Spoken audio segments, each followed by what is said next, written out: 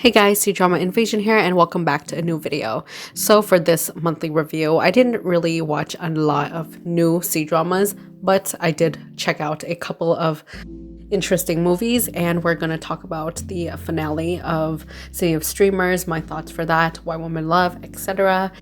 If you haven't seen my first impressions on those, make sure to watch that. I make monthly review videos such as this one, as well as first impression videos. So I'm going to briefly mention some drop dramas, but not really go into it because in my first impression video, I did talk about why I dropped Mirror Twin Cities as well as Hello the Sharpshooter. So those two, I'll just direct you to that video at the end of this one, since I've already discussed it. The other drop drama is Rookie Cops. I didn't really mention this in my first impressions videos, but Rookie Cops is one of the Disney Plus K-dramas, and I think this is the second one that aired after Snowdrop. And this one I decided to drop just because I wasn't too into the story anymore. It starts off with the female lead who she tries really hard to get into this police university academy to chase this childhood crush of hers. She then meets the male lead who they have a little misunderstanding with, and she kind of hates him like the first couple of episodes.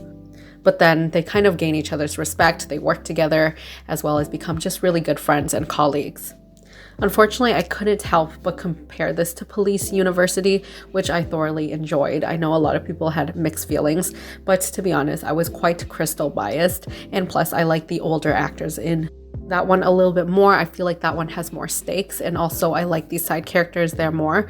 So unfortunately, when they do off-screen of the main leads and you see other side characters, I really don't care about them in this drama, even though they try to make it like enjoyable and funny, some like squad moments, your typical just shenanigans, I guess, in the cop dormitories. Even though I did enjoy it, I didn't care too much about the characters, and overall I didn't care too much about the romance either, probably because it's a very, very slow burn, and also so far I don't think the chemistry is that great. So yeah, I decided to drop it at the end of episode 8, so basically episode 9. Okay, on to the 1K drama I watch, and then we'll go to the Thai drama and then the movies. So the drama that I did finish is The One and Only. This is super, super low-key. I feel like nobody on the internet talks about this drama, and it's a very sad drama, so it's understandable. It's a melodrama and something really unique and different compared to a lot of things I've watched before. This one is super depressing though, and even though it does get slow, I feel like it really picks up around like episode 3. It's a heartbreaking drama about this woman who finds out that she has only a couple months to live, and she decides to pack her bag, go to a hospice, basically a hospital where the terminally ill patients live, and she meets 2 other characters and they form this like girl squad. They're roommates, they become best friends, they reveal everything to each other, and they're all very unique characters. The female lead and the male lead is this very interesting, intense romance, and right from the start it's interesting because he's kind of sent there to assassinate her. And I won't spoil it, so there's certain reasons why. I think if you're looking for something more refreshing, more mature, with very deep, beautiful romance, some very strong friendships, some annoying moments here and there with Mito's character, which is played by Joy from Red Velvet. But I thought the chemistry of the main leads is just unbeatable. There's so much portrayed in just a single look, and they just need to be near each other. There's this like calm understanding and unconditional love that they share. And really they only understand each other because everyone kind of judges him, and he doesn't really have feelings until he meets her, and he's just this contract killer. He doesn't care about anything. And there's just so much sad irony in this that most of these characters, they kind of took their lives for granted, and until they were terminally ill, they started to be like their true selves. Overall, I thought that there were some flaws. They did drag out the mystery element of this drama, but I really enjoyed it. I thought it was just really beautifully written, and I gave it an 8 out of 10. Highly recommend it if you're looking for something a little bit different. Okay, City of Streamer. So I talked about this in the first impressions video. I said that I really enjoyed the chemistry, the little exchange, even though it's slow burn, and it makes sense because during that era, it would be super scandalous if an unmarried woman and an unmarried man are seen together. Once again, I compliment Jing Tian's demeanor all the way through. She's just very calm and level-headed. There's not even one moment where I thought that she broke character, because sometimes they would do things that are like irrational. Everything she did was super well planned. And she was basically the backbone of both the male lead and other surrounding characters. She always told them when it was time to stop and you're like crossing the line and things like that. So I appreciate her moral compass and just sticking to that all the way through. However, somewhere around the halfway point, I started to lose interest and I stopped watching for a while. I did give it another shot and I was glad because there was some very intense moments. But I would have to say that I found the last 10 episodes to be quite underwhelming. I'm not going to go into the exact details, but I thought that it deserved another like 10 minutes. It's one of those C-dramas where you're like, this could have really been so much better if you just gave us another 5 to 10 minutes to see what happens after the two leads met up. The push and pull between like the last 15 episodes was kind of annoying. And I would have preferred the main villain of the story to go down a more dramatic way, and specifically by the hands of one of the leads. But anyways, I still thought it was a decent watch, gave it a 7 out of 10 in the end. Next is Why Women Love. Similar to City of Streamer, I had a lot of enjoyment with this during the first half. The second half was okay for this one as well. I thought it was, once again, a little bit too draggy, especially when you have not too much of a plot. You just have the female lead going through this love triangle, trying to figure out who she likes.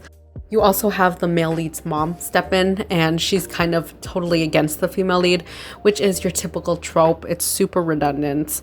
In the other video, I also said how I really liked the side characters here, and they're actually giving them some interesting stories. For example, we have Jing Jing's character, the second female lead, or that couple, which was this perfect rich girl on the internet and on the outside. But the truth was she was suffering, she was lonely, and then she got a divorce.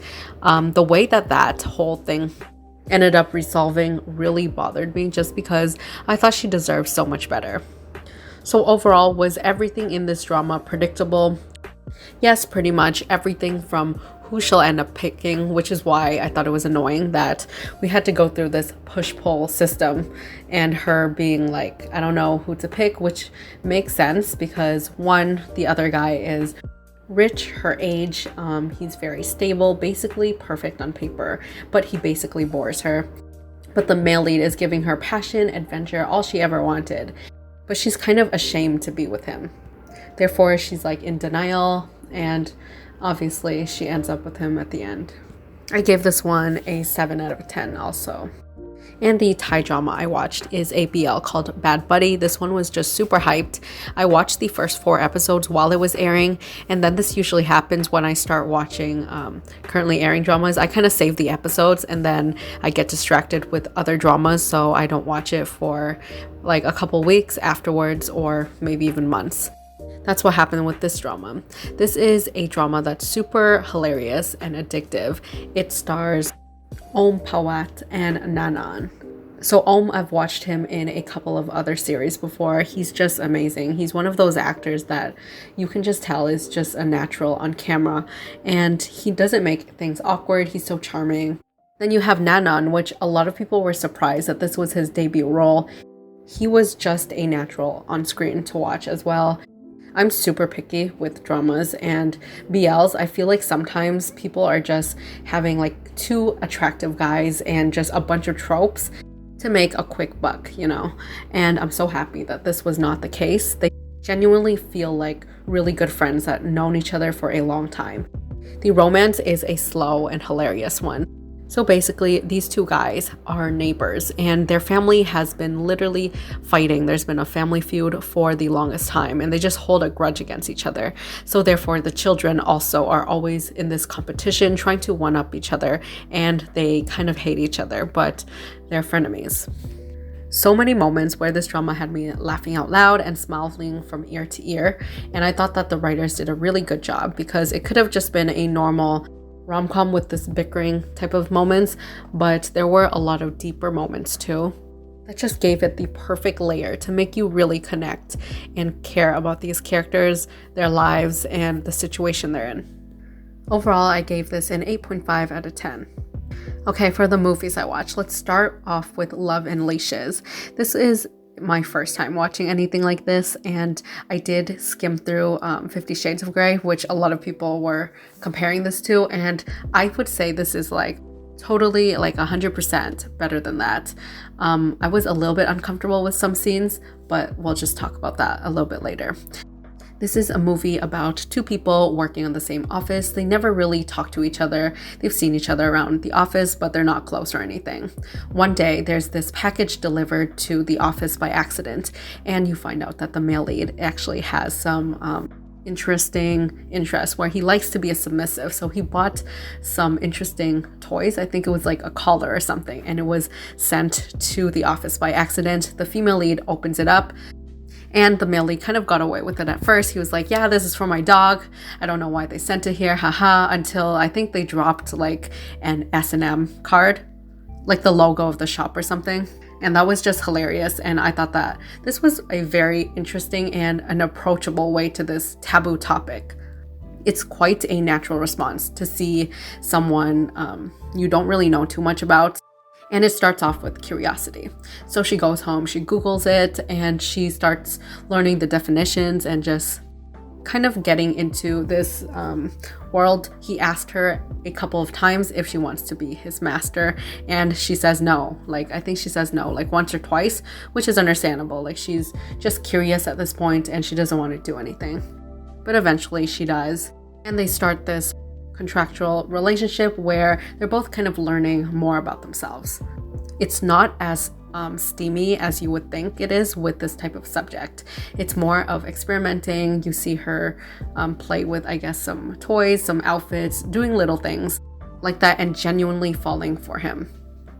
Props to the actors for taking such a risky role, since we all know in Asian communities in particular, they're extra sensitive about anything relating to bedroom activities or rated R things, even though things are starting to change with Netflix's influences in the Asian drama community. I thought the chemistry was good, and they shared genuine connections after opening up to her about his past with his ex-girlfriend, how this thing just started. So I liked that. I thought it was a pretty fun watch, though I did kind of have to skim over some scenes. It was a bit too much for me, but I also laughed so hard, especially when he barks, and it's the funniest thing. So if you're looking for something different, I would say don't feel too intimidated to watch this one. It's refreshing, it's well acted, and I think was a great approach to dealing with this topic. The next film I watch is called I Love You. It stars very popular actors and actresses, Bai Fern and Mario. This is a Thai movie that was super anticipated by the fans just because they were in a previous movie together, I think 10 to 12 years ago. That movie was called Crazy Little Thing Called Love. Of course, because I really enjoyed that movie, I wanted to watch this one as well. This is a futuristic romance set in a dystopian world where there's loads of just robots, and the female lead is close with one in particular called, I think, Dob or Bob. It depends on your translation. Due to a software glitch, Dob enters the body of the male lead's character. So he basically takes over a human body, and he just tries to learn about love and various things. And going into this, I had my expectations lowered just because of the terrible floods of reviews that were just saying this was horrible. And unfortunately, after watching it, I have to agree. I understand completely why, and I also feel that way. This was a film that really feels like the scriptwriters behind this didn't care, and they just were so happy to get the leads back together that they didn't even bother with the story. It was very ridiculous. It was hard to follow, as well as super chaotic. It's such a shame, and it's such a waste of a cast, and also a really fun concept, playing with the AI possession of a human body. This was just so poorly executed. I would unfortunately have to say skip it, even if you like the actors. The relationship was not developed at all, just because everything was super rushed. It was only an hour and 30 minutes or something, so yeah, the plot was just a mess. I gave this one a 3 out of 10. Last but not least is Moonlight Shadow. This is a Japanese film. I went into this one blind, so I didn't know what was going to happen, but this is not a romance. If you're kind of similar like me, you didn't really know anything, you just saw that it has Nana Komatsu or this cute guy in the cover, and you just thought, wow, this looks like a cute romance. It's not, but it's a super sad and beautifully filmed, gave me indie vibes, super cozy and heartbreaking drama about dealing with grief. The first portion is about the flashbacks of her with the male lead, and they're together and you see them kind of talk about this legend called Moonlight Shadow. She keeps on rethinking about this Moonlight Shadow phenomenon. It's like a myth or a legend, and it's kind of creepy. Supposedly, it's supposed to let you reunite with someone from the dead on this full moon. The aesthetics to this is beautiful. This is definitely a one-woman show for sure. If you're a huge Nana Komatsu fan like me, you'll like it. If you haven't seen anything Nana related, I think that this one will really change your perspective on her. It's a very deep insight into just the human mind, grief, love, all things like that. It wasn't perfect and it felt abrupt in some places, but overall I gave this a 7.5 out of 10. And that's it for this video. If you enjoyed it, make sure to give this video a big thumbs up. Comment your thoughts, feelings on any of these dramas, films down in the comments below. And if you want to support the channel out a little bit more, links to the Ko-fi page is in the description box as well. And I'll see you guys in the next video.